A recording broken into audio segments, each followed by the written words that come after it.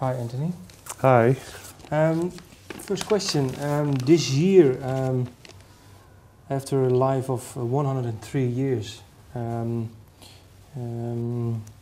Ohno died. What sort of impact did it have on you? Well, I'd visited them this spring. I went out to Yokohama and visited them at their studio, Kazuo and his son Yoshito, and Yoshito's wife and family, and Kazuo's extended family. And I did a performance in tribute to him in Tokyo in collaboration with his son, who's a master dancer in his own right. So I felt really fortunate that I had a chance to, go out there and pay my respects in a way to Kazuo Ohno and his legacy, and stand by his bedside and hold his hand for a minute. It was really touching. They were playing my album to him and stuff. What album? My album, The Crying Light. Crying Light, yeah. They really liked the album, and they really received it as a kind of a tribute to their work. And You dedicated the artwork. The artwork is... The album was dedicated to him, yeah. and he was on the cover of it. So, they took it to heart, and they love music, and their dances are always set to music, and so they'd started doing some dances to some of the songs on the album, and it was just great. So, I think at his age, people weren't expecting that he would live for much longer. His passage was really elegant. He did it in a really elegant way. So, when you were there, you knew that he was dying? Well, his body was, he didn't really move. He just lay in bed, and his eyes were closed and his mouth was open. And he'd been that way for a long time. I think he'd slowly lost the ability to move at all over the course of the last couple of years. So he was he was physically static. Yeah. But he was very warm. There was really a radiant. So he knew you were there? His son said he knew I was there, but I don't know if he knew.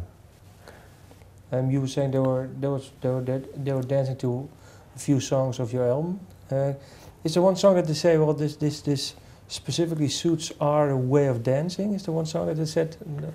He was doing a dance to the song called Horizon Underneath the Ground, which is the first song on The Crying Light.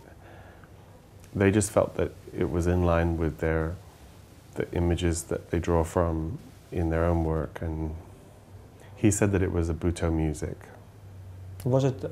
I guess it was a big compliment for you. Yeah, it was a huge honor for Yoshito to say that to me. They felt that it was Butoh music, that it had achieved the principles of Butoh in a music form. And can you explain for people who don't know what they mean with those words? I don't know if I could explain it. Okay. But I don't know. Okay. I think there are, maybe I'm not right, but in the book that that accompanies the Swanlights CD, there are certain pictures of you. Let me see. I think it was inspired by. Oh no, is it right or am I totally wrong? The photos of you, me. yeah. There's a series of portraits of me with the image of my great-grandmother projected onto my face. Ah, okay. And it's sort of a statement about an exploration of this idea of generations within each of us, and a longer line of life and a longer story than I might be aware of in my pedestrian memory. Okay.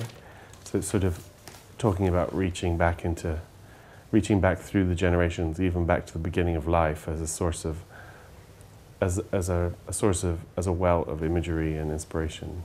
So why did you pick this grandmother? How come? She's my grandfather's mother, and she died like a year or two after the picture was taken. Half of their family died of consumption. And it was just sort of a pivotal moment in my grandfather's family life. And I just chose the picture because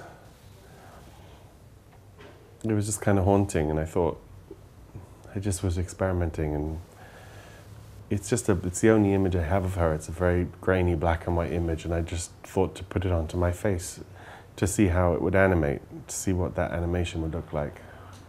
It was it was like an exploration. When did she die?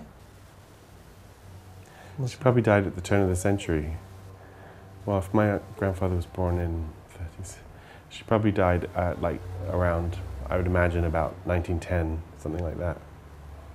Okay, so is it for you, do you explore your heritage? To the extent that I've had access to it. You know, I only have access to a few generations. But I'm very interested in it as a creative idea, you know, that I could explore it in my imagination. You know, the idea that I might have some kind of sort of